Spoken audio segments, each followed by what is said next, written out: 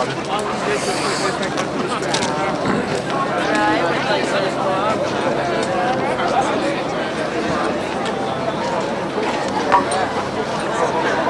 tout le monde, hello everyone. So, comrades, welcome to this high point of colonialism. From here we can trace an important part of the roots of Canadian colonialism. Just a few steps from here are the tracks of the old Grand Trunk Railway, the connection from Montreal to Toronto, later extended to British Columbia, and which was essential for the defense of the colony.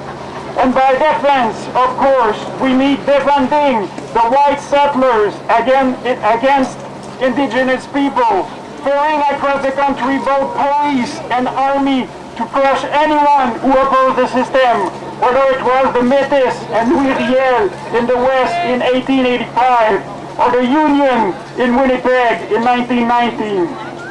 A few steps from here is the Lachine Canal, used to transport all the resources plundered from indigenous lands to be processed in our Montreal sweatshops, and finally sent to the rest of the empire.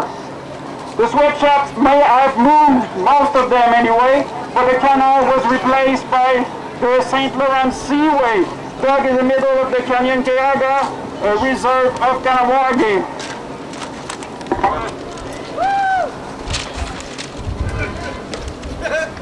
So, the seaway took over this work of plundering. The settlers come in, the resources go out, and the indigenous people die, and billionaires everywhere are happy. And all this under the name of Lionel Groux. Lionel Groux, who congratulates himself for having sent Quebec missionaries all over the so-called Canada to teach the so-called Western civilization to people he qualifies as subhuman and spawns of Satan. And I'm really citing his own words here. Well, we now know what those missionaries did. 300 unmarked graves in Fort Providence in the Northwest Territories. 200 unmarked graves in Kamloops, British Columbia. 170 unmarked graves in Drouin, Alberta, and possibly more under the McGill University campus. At this date, more than 2,000 graves have been found, and more are found every month. Lionel Groux, who were the spawns of Satan? Wouldn't it be the ones who starved children to death before hiding them in a hole? Who was serving Satan when you damn missionaries were raping children in the church? Well, this ain't just past history. All this is still going on here, very humbly in Montreal, with our dear, very dear SPVM. We could use more money for community groups, social programs, access to housing, support for the homeless, and more and more and more. We could cut the huge budget of the SPVM, but no. Bam! We got $50 million more for the SPVM. More camera installed everywhere, and you guessed it, more camera installed mostly in poorer neighborhoods, in more racialized neighborhoods like Montreal Nord. And always less money for the community. The elimination of social housing access programs and the closure of homeless support groups. As they say, the more they cut, the more they fund the cops. But this shit, colonialism, imperialism, is not just happening here. Because by definition, Canadian imperialism does not just stop in so-called Canada. Because there's this war in Ukraine. And let's be clear here, fuck Putin and his fascist dictatorship which crushed both Russians, Belarusians, Kazakh, Ukrainian, to just name a few. So Canada sends money to Ukraine, fine, okay, Ukraine is not perfect, far from it, but it's still better than putting shit. It's nice to see all the solidarity with Ukraine, but where's the money to be sent to Palestine, which is defending against the Israeli settlers? Where's the money to Yemen, which is defending itself against the Saudi invaders? For Palestine, it's clear. Trudeau called anyone who denounced Israel an anti-Semite. For Yemen, it's clear the government is still selling weapons to the Saudi, knowing full well that these weapons will be used to kill Yemenites.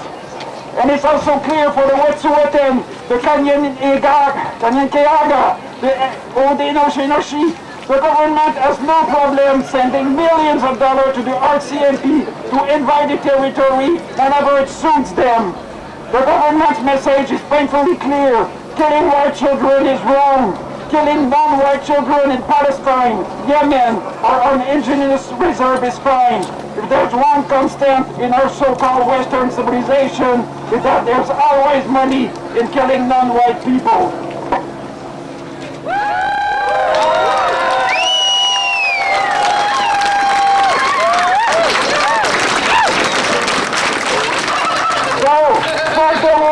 For free Russian people, for free Ukrainian people, for free Palestinian people, for the free peoples of Yemen, for the free Wet'suwet'en peoples, for the free Canyon Keaga peoples. Fuck the army at the service of the oligarch, whether they are from Russia, Europe, or the so-called Americas. Fuck the police at the service of the wealthy, because we need to shut down the colonial state.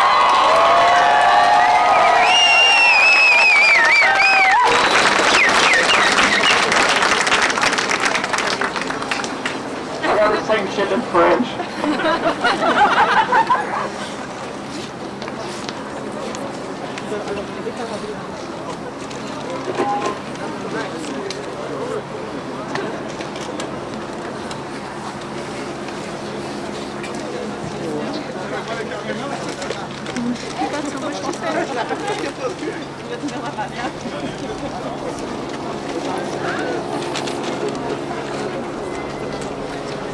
Alright, just a message, if you haven't received the paper, we hope it won't be necessary, but if you need a lawyer, we have a number, it's 514-756-7051.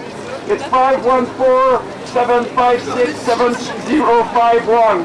It's a number of a lawyer. Bonjour tout le monde, on espère que ce ne sera pas nécessaire. Si vous avez besoin d'un numéro d'avocat, le numéro, c'est le 514-756-7051. Donc, le 514-756-7051, c'est le numéro de l'avocat ou l'avocat.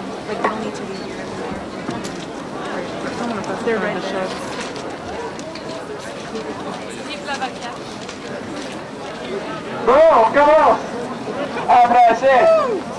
Camarades, bienvenue dans ce haut lieu du colonialisme.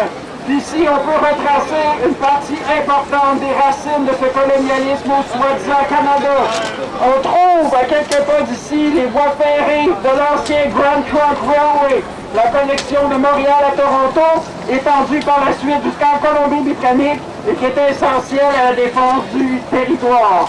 Et par territoire, et par défense, on parle bien sûr de défendre les colons blancs contre les peuples autochtones. De charrier d'un bout à l'autre du pays la police et l'armée chargées d'écraser n'importe qui s'opposait au système, que ce soit les Métis et Louis Riel dans l'Ouest en 1885 ou les syndicalistes de Winnipeg en 1919. À quelques pas d'ici, on trouve le canal de la Chine, utilisé pour transporter toutes les ressources pillées des territoires autochtones, pour être ensuite transformées dans nos sweatshops de Montréal et pour finir envoyés dans le reste de l'Empire. Les sweatshops sont partis.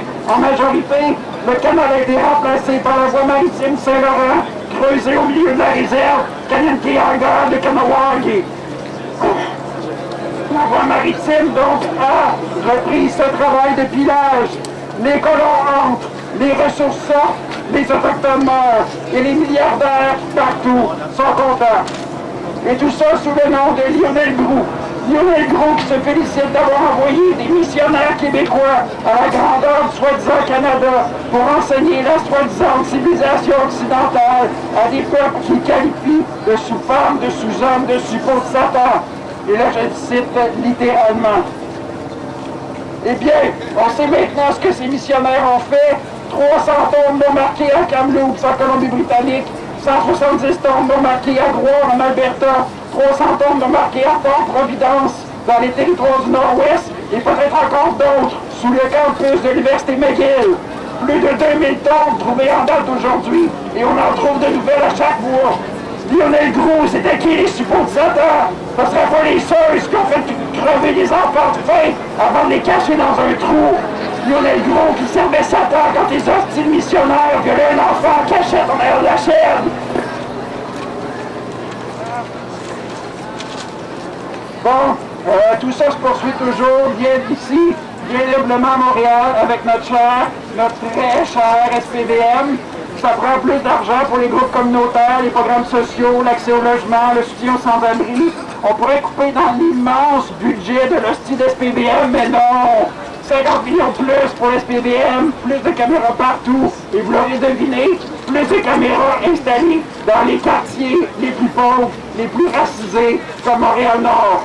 Et toujours moins d'argent pour le communautaire, l'élimination des programmes d'accès aux logements sociaux et la fermeture de groupes de soutien aux sans-abri. Comme on dit, plus qu'ils coûtent, plus qu'ils mettent de flics. Mais cette marde-là, le colonialisme, l'impérialisme, ça ne se passe pas juste ici. Parce que par définition, l'impérialisme canadien, ça ne s'arrête pas qu'au soi-disant Canada. Parce que là, c'est la guerre en Ukraine, et soyons clairs ici, pas Poutine, son hostie dictature, fasciste, et la répression qu'il a fait envers les Russes, les Ukrainiens, les Ukrainiennes, les Kazakhs, les Biélorusses, pour ne nommer que ceux-là. Fait que le Canada envoie de l'argent en Ukraine, fine, ok, l'Ukraine n'est pas parfaite, loin de là, mais c'est encore moins pire que Poutine, mais c'est bien beau tout ça, cette solidarité-là, avec l'Ukraine, mais il est où l'argent à la Palestine, il est où l'argent au Yémen, la Palestine qui se défend contre le colon israélien, le Yémen qui se défend contre l'envahisseur saoudien. Pour la Palestine, c'est clair, Trudeau traite d'antisémite n'importe qui dénonce Israël. Pour le Yémen, c'est clair, le gouvernement vend toujours des armes aux Saoudiens en sachant très bien que ces armes sont utilisées pour tuer les Yéménites. Et c'est clair aussi pour les Wet'suwet'en, les Kayenkiaga, les Olénochinochi. Le gouvernement n'a aucun problème à envoyer des millions à la GRC pour envahir leur territoire quand ça lui chante.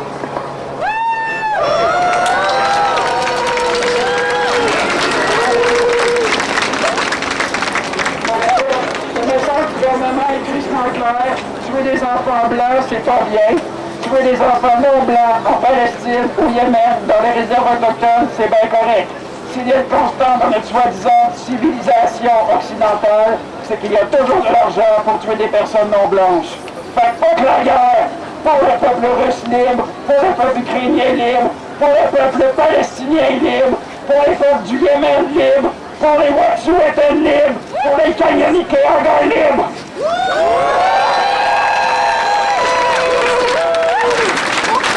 Les armées au service des oligarques, qu'ils soient de Russie, d'Europe ou de la soi-disant d'Amérique, faut que la police au service des publics.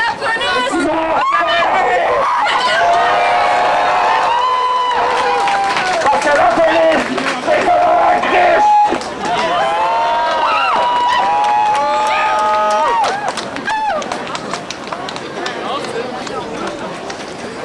Bonne manif tout le monde!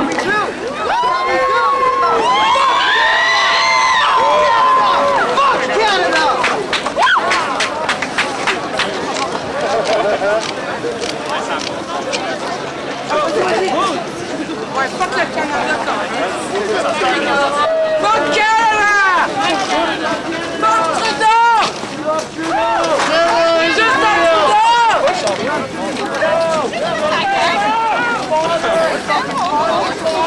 T'as transformation, Trudeau!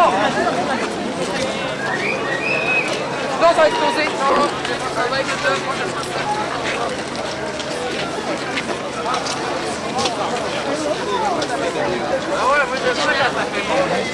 Ah, anti!